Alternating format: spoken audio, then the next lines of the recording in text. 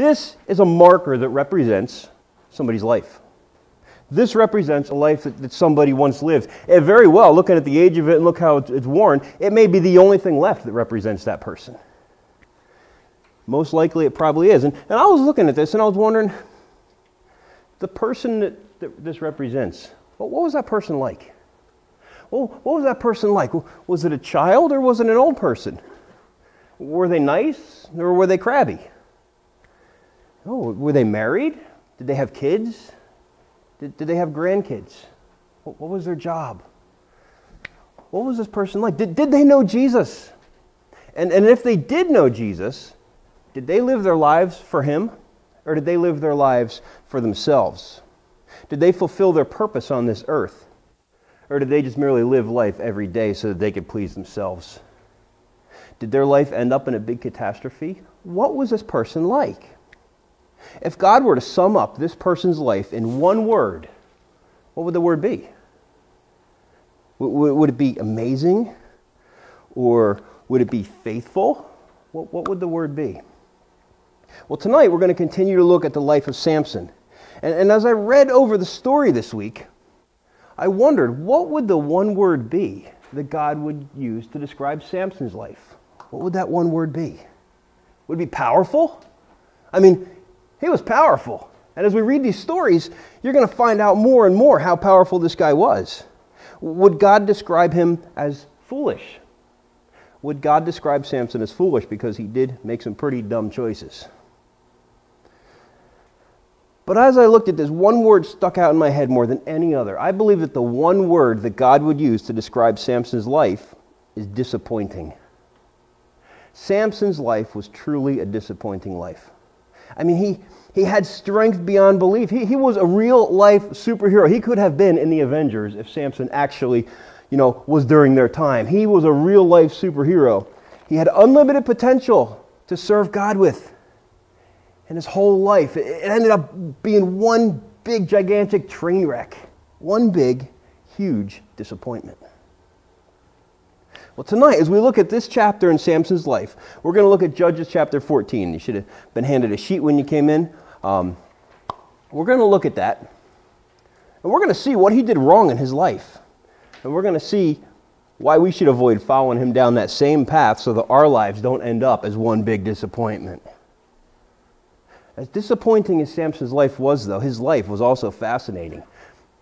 An angel came to Samson's parents before he was born. He is only one of two people in the entire Old Testament that this happened for, where the angel came to the parents and foretold his birth. I mean, the angel didn't go to Moses' parents and say, hey, you're going to, have a child, his name's going to be Moses. The angel didn't do that. Didn't do it for Abraham. Didn't do it for any of the kings or the prophets or any of the leaders. Nobody else in the Old Testament except for Isaac and Samson. That's it, had their birth foretold by an angel. And the potential for Samson alone, and that one fact alone, I mean, that's huge. An angel made a special trip on down to tell his parents that this guy's going to be born. He's going to be set apart for God. Samson had unlimited potential because Samson was going to be a Nazirite. A Nazirite was someone who was set apart from the world so that he could devote himself to serving God. That's what a Nazirite was. Now, a Nazirite is different than a Nazarene. A Nazarene is someone who comes from Nazareth. Jesus was a Nazarene. It's like somebody comes from America, they're an American. Jesus was a Nazarene. But Samson wasn't. A Nazirite was from Israel, but he could be from any town. What made a Nazirite was the vow or the oath that he took to set himself apart for God. Samson was a Nazirite, and he took this vow. And the vow consisted of three things. The vow said, first of all, a Nazirite could not have any alcohol. No wine, no vinegar, nothing that was fermented, nothing that came off of a vine. So the first thing is they couldn't have any alcohol, they couldn't have any grapes, no raisins, nothing that came off of that, nothing that came off a vine. The second thing they couldn't do was they couldn't cut their hair. Samson's known for having his long hair. They were never allowed to cut their hair. And the third thing that they were forbidden to do was to touch anything that was dead. So, They couldn't drink. They couldn't have anything that came off a vine, especially any kind of alcohol. They couldn't cut their hair, and they couldn't touch anything that was dead. You see, these things were put in place because the Nazarite was supposed to find his joy in God, not in the things of the world. They weren't supposed to find their joy in going out to parties and getting drunk. And they grew their hair long because the Bible tells us that long hair is a shame to men. So the Nazarite was to walk around in humility and be willing to bear that shame for God. The vow that Samson took meant that he was committed to finding the joy in the things of God, not the things of the world.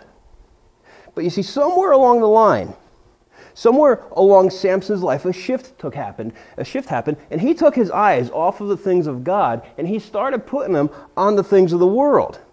He stopped trying to find pleasures in the things of God, and he started to try to find pleasures in things of the world. He started to serve himself rather than serving God. He lived with what I call a me mentality. It's called the me mentality. You know, in 1969, Frank Sinatra released a song. It was called My Way. You guys know that song? Ever heard that? Now here's some of the lyrics from the song. Ryan said I should sing it, but I don't think that I will. Huh? Then it will. I've loved, I've laughed, I've cried. That's all you're getting. Here's what it says. I've loved, I've laughed, I've cried. I've had my fill, my share of losing. And now as tears subside, I find it all so amusing to think I did it that. And may I say, no, not in a shy way. Oh, no, not me. I did it my way. That whole song, if you read the whole song, that whole song is Samson's theme song. Samson lived his life his way. He lived with an it's all about me mentality. He did what he wanted, he did it when he wanted to, he did it in the way that he wanted, with a total disrespect and a total arrogance towards anybody else, including God. And here's the thing. If there was ever an Old Testament guy who would be a superstar in today's world, if there was ever a guy that would come on the stage out of the Old Testament and plop him down in today's world and he would be a hero today, it would be Samson. With the values that he held, he'd fit right into our culture. Now, unfortunately for Samson, those values and his me mentality, they ended up taking him down a path that took him into absolute tragedy. When reading the life of Samson, here's a good note that you want to take away. When reading the life of Samson, you always want to do the opposite of what Samson does. In order to do that, let's walk through this passage tonight. Let's walk through this one by one, verse by verse, and take a look at this passage and take notice, as we're walking through this, take notice of the me mentality that Samson has and the attitude and the arrogance that he has towards everybody else, and how this arrogance drifted him away from fulfilling his full potential. Starts in Judges 14. It said, one day when Samson was in Timnah, one of the Philistines' women caught his eye. Right off the bat, this first verse tells us basically everything about Samson that we want to know. He was in Timnah. Timnah was a Philistine town. The Philistines were enemies of the Israelites. So he was, for whatever reason, down in the Philistine town. Why was he there? Don't know. He was kind of walking around in enemy territory. It was where he should not have been. But while he was there, he saw this girl. You know, she must have been a hottie. I mean, he saw this girl who all of a sudden he suddenly wanted. Based only on her looks, he wanted this girl. That doesn't happen today, does it? Based only on her looks, he wanted this girl. So we read in the next verse here. When he returned home, he told his father and mother, a young Philistine woman in Timnah caught my eye. I want to marry her. Get her for me. His father and mother objected. Isn't there even one woman in our tribe or among all of Israelites that you could marry? They asked. Why must you go to the pagan Philistines to find a wife? But Samson told his father, get her for me. She looks good to me.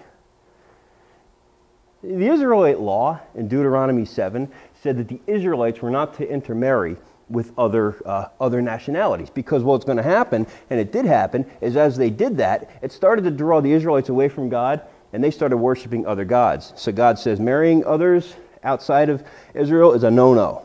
But here, of course, Samson, he has a total disregard for God's law. and a total disregard for his parents to want to honor God's law.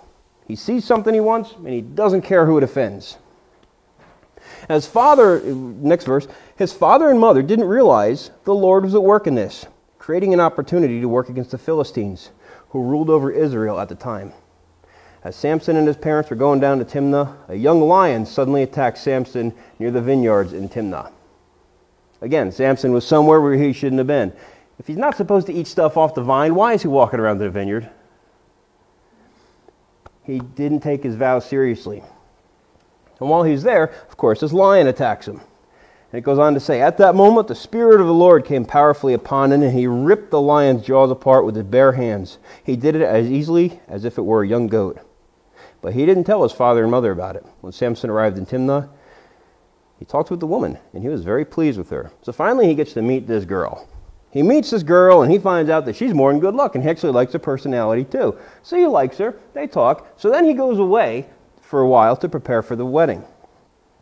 And then in the next verse, later when he returned to Timnah for the wedding, he turned off the path to look at the carcass of the lion.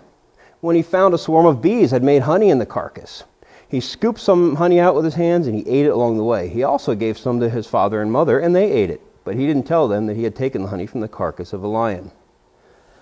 So on his way back to Timnah, he strolls through the vineyard again to go see this lion that he killed. I'm not sure why he did that. Maybe it was to kind of to gloat over the lion. You know, one of these things, you know, you're not so tough now, are you? Yeah, roar. You know, maybe he did something like that. I don't know. I don't know why he would go. But he's there and he sees his carcass and he sees the bees made a nest in it. He takes the honey out of the carcass and he starts eating it. You guys see a problem with this? He's not supposed to touch anything dead.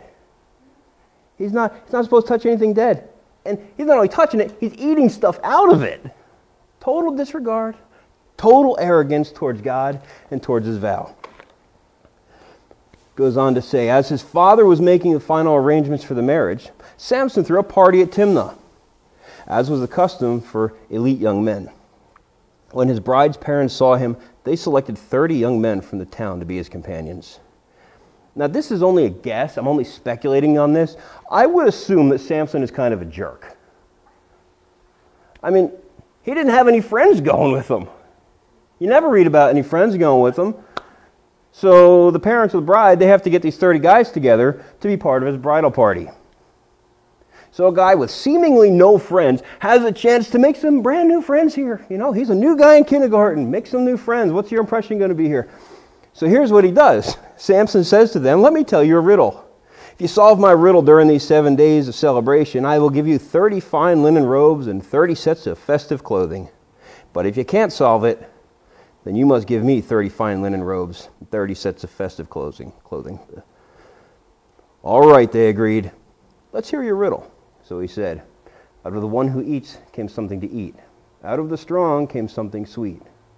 So Samson throws this challenge down on these guys with a fairly high payment. I mean, he intends to win this. He intends to win this riddle. Otherwise, he wouldn't have thrown this payment out there. This is a big payment.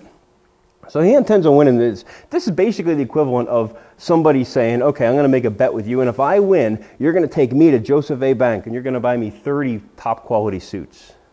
That's basically what he's saying here. On top of that, he's making light of the vow that he made by using it to profit, from the situation, by telling this riddle. So 3 days later, they were still trying to figure it out. On the fourth day, they said to Samson's wife, entice your husband to explain the riddle for us, or we will burn down your father's house with you in it. Did you invite us to this party to make us poor? So Samson's wife came to him in tears and said, you don't love me. You hate me. You've given my people a riddle, but you haven't told me the answer. I haven't even given the answer to my father or mother, he replied. Why should I tell you? So she cried whenever she was with him and kept it up for the rest of the celebration. At last, on the seventh day, he told her the answer because she was tormenting him with her nagging. So Samson puts his own wife's emotional and physical state in jeopardy because he wants to win this riddle.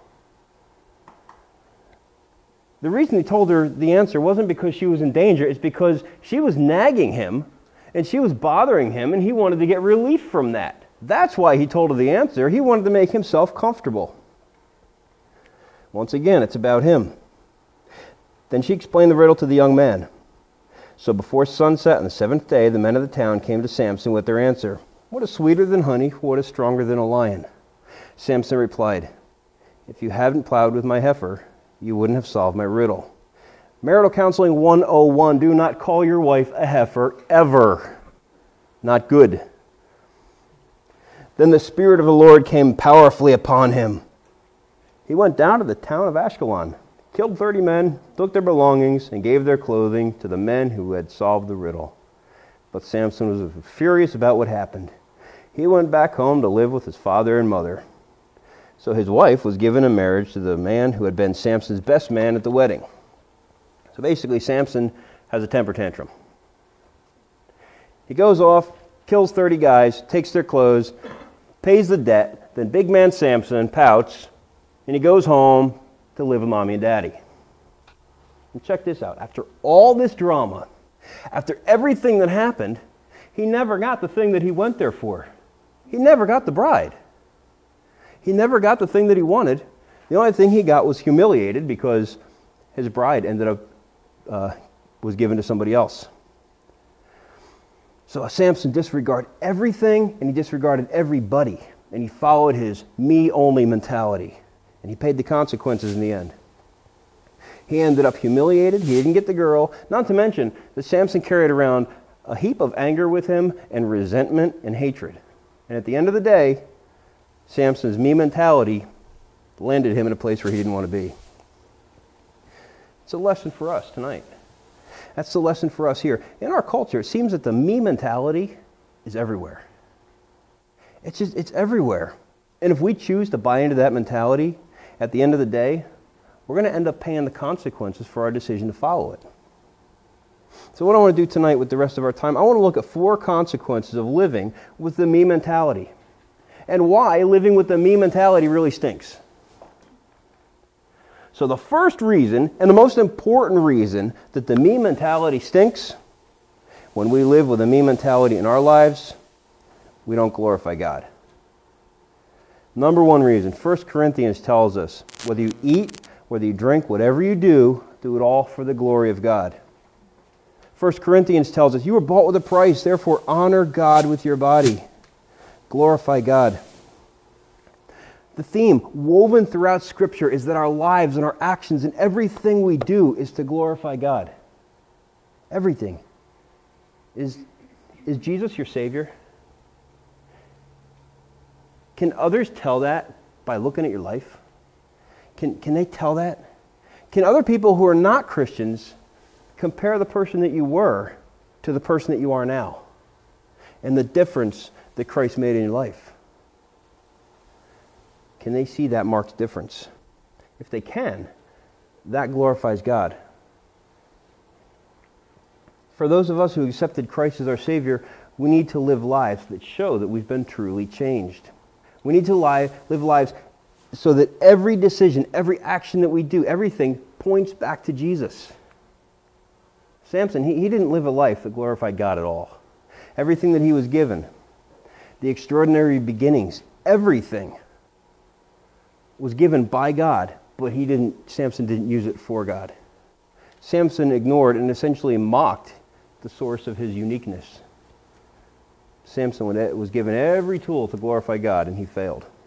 Now later on, in coming weeks, we're going to read about Samson more and more, and you're going to see that Samson never does reveal God as the source of his strength. He says that his hair is the source of his strength, but he never says, my strength comes from the Lord. He never says it publicly. Now, the first reason that the me mentality stinks is it causes us not to glorify God. The second reason that we shouldn't live with the me mentality is because we miss living to the full potential of what God has for us. Samson, he had the ability to rally all the troops in Israel, to form an army, to be a commander of that army, to get them all together, to go after their enemy, the Philistines, and to wipe them out. But he didn't do that. We could be reading a very different story right now. Samson could have been the greatest leader, one of the greatest leaders in Israel history. We could be reading a very different story about him right now, but we're not. We're reading a story about a man who was selfish, a man who decided to fly solo. And thousands of years later, get this, thousands of years later, we're still reading about the big disappointment of Samson's life. He lived for himself, and he never fully realized what he could have accomplished because he was preoccupied with trying to find pleasure in the things of the world. When we live lives focused on pleasing ourselves, we never fully realize what we could become. It's God who makes the ordinary extraordinary. It's God who gives Samson his strength. It's God who took a fisherman named Peter and basically made him the founder of the church. It's God who took Joseph in the Old Testament, who was a prisoner, and moved him to be second in command of Egypt in one day. It's not because of who the people were, but it's because of who God is. He's the one who makes the ordinary extraordinary. To see that, to see the full potential that we have, in order to do that, we need to live lives focused on obeying Him and not just going around doing things that please us. Now, so far, we have two reasons why the me mentality stinks. First one is when we live with the me mentality, our lives don't glorify God. Second one is we miss the potential for what God has for us. Now, the third reason that we should not live with the me mentality is because when we do, we pay the consequences. Samson paid the consequences of his decision. He never got the girl. He only ended up being humiliated. See, Samson was supposed to find the joy in the things of God. He didn't. He tried to find them in things of the world. Ironically, he never found them. He never did find these things. Instead, Samson carried around resentment and anger and bitterness. Samson's whole life was guided by revenge. In the coming weeks, you're going to see the consequences of his lifestyle. They just get worse and worse and worse. This guy can't win. He can't get ahead because he's choosing to follow this path, and he's paying the consequences for it. But here's the thing. When we do that in our lives, we're going to pay the consequences, but the consequences are avoidable. The consequences of having a me mentality are avoidable by not having that mentality. When we live lives that are focused on ourselves, it's inevitable that somewhere along the line, we're going to pay the price of consequences that could have been avoided. 11% of Americans are on antidepressants. That's basically 1 in 10. So if 10 people in here stood up right now, 1 would be on antidepressants. Now, not all of them, but a good number of them are on those antidepressants to help them cope with the consequences in their life because they're paying those consequences due to a me mentality.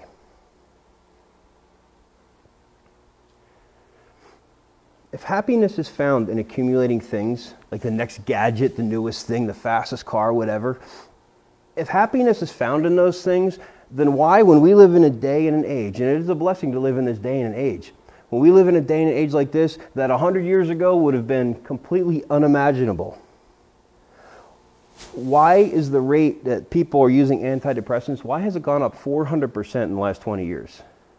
If things and technology and everything else is the answer to happiness. See, and those are just the documented cases. I wonder how many people are out there who need to, want to be on it but can't afford it or whatever. See, it's because people can't find true happiness in living for themselves. And just like Samson, people today, they're walking around with anger and rage and bitterness and unforgiveness and resentment and panic attacks and depression. When people choose to disregard God's design for sex, and they choose to engage in sex outside of marriage, or when they choose to watch pornography and get roped into that whole cesspool, they're sabotaging their marriage before it starts. When they dabble in drugs and alcohol, before they know it, they're caught in this cycle, and then they get arrested and they lose their license, and it becomes a big struggle that they have to carry with them for years and years and years. It goes on and on. We pay the consequences when we live lives of a me mentality. And these consequences are avoidable. So we've looked at 3 reasons why living with the me mentality stinks. Now the final one for tonight. The me mentality stinks when we choose to live that way because other people pay the consequences for our actions, Now, we don't often think about this. We don't often think about other people are going to have to pay the consequences for our decisions. Look at the people in Samson's life. His parents had to deal with the fact that he was marrying someone outside of Israel. I'm sure that did not win them any favor in the social clubs in the area. His wife and her family, they had to pay the price because they were threatened to be killed and burned down. I mean, I'm sure that puts a little stress on you. The 30 men paid the price because they were freaking out trying to solve the riddle because they were going to have to pay a whole lot of money in clothing if they couldn't figure it out. Now the people down in the town of Ashkelon, of course, they paid a price because Samson went down and killed them all. So that's a pretty hefty price to pay for Samson's me mentality. The bride's parents had to pay the price because they had to make arrangements for their daughter to marry someone else. And once again, Samson's parents had to pay the price because Samson packed his bags and headed back home to mommy and daddy, probably whining over the whole situation the whole time and telling them how it's everybody else's fault. See, other people end up paying the price for our choices when we choose to live for ourselves. It could be whatever, whether it's a wife that has to get another job because the husband won't go to work, or maybe when a family is thrown into turmoil because their kid gets hooked on drugs and he's repeatedly in and out of rehabs, or whether it's an entire church getting turned upside down because a pastor gets caught engaging in some kind of immoral activity. Whatever it is, other people are going to pay the consequences also for our actions. The consequences are endless. Once again, they are avoidable. When we choose to live lives that obey God and live lives that honor Him, we can avoid these consequences in our lives. As we close, I want to give you some practical steps to evaluate your life to see if you have a me mentality. And we'll look at a few things right here to help you overcome it if that's the case. First thing you do, first, foremost, everything is pray. Pray and ask God. Ask God to reveal to you, is there anything in your life that you're putting before Him, that you're putting above Him? Pray to Him and ask Him to reveal that to you. Then ask Him for the strength to overcome that, because some of these things, these lifestyles are deeply rooted. So pray for God to reveal that to you. Second, as He does reveal that to you, write that stuff down. Write that stuff down. Make a conscious effort to focus on that specific thing. Maybe He'll reveal that you spend too much time watching television and He wants you to spend more time learning about Him. Maybe He'll reveal that, when somebody else comes up to you and they speak their mind to you, that you ought to offer them grace and mercy and not explode back on them. Maybe He'll reveal that you need to get a job and start paying for your own things rather than mooching off other people and expecting them to pay for you. I don't know what it is. It could be any number of things, but it's going to be personal and different for each one of us. But what it is, it's a step in the right direction to live lives so that you can live out the potential that God has for you. And finally, you want to build up your self-discipline. Like I said before, it is a blessing to live in this country. We didn't do anything to deserve to live here personally. We didn't do anything. It's God's grace that we live here in this country at this specific time. But there is a downside to that, because we can pretty much get anything we want, anytime we want. Now here's the thing, even though we may be able to get it, what happens is it weakens our self-discipline. It weakens our self-discipline, and it causes us to move into a mindset, a selfish mindset, always expecting that we can get whatever we want to. That's why it's a good practice every day to make it a focus to deny yourself something you want. One thing every day, something you want, you get to deny yourself. Now, it can't be something like, okay, I'm not going to eat a bowl of Brussels sprouts or a can of sardines. That doesn't count. It's got to be something that you want, like a donut, or, don't want to watch that television program. I want to watch it, but I'm not going to. Deny yourself. It's going to build up your self-discipline. And as you do that, it's going to start to lead you away from the me-centered mentality. I was at a funeral yesterday, and I noticed the people had a lot of nice things to say about the guy up there. Had a lot of nice things to say about him. I mean, the thing that struck me, though, was after living a full life, raising a family, having a career, impacting lives, the whole thing, after living an entire lifetime of that, The whole thing was wrapped up in an hour. The whole thing was done, wrapped up in an hour. And that's the way that it's going to be for us also. We don't often think about this, but one day we're all going to leave this world. One day, could be soon, could be years down the road. Don't know. But we're all going to leave this world. And someone or a few people may get up there and say some nice things about you. They talk for about half an hour, and then they're done, and everybody's going to go back to the church and eat potato salad. And just like that, it's going to be over. Now let's get real. Nobody says bad things about a person at a funeral, even if the person was a total creep. Nobody says bad things, but I'll tell you what, they think it. They think that stuff. What are people going to be thinking about you? Really, ultimately, the choice is up to you.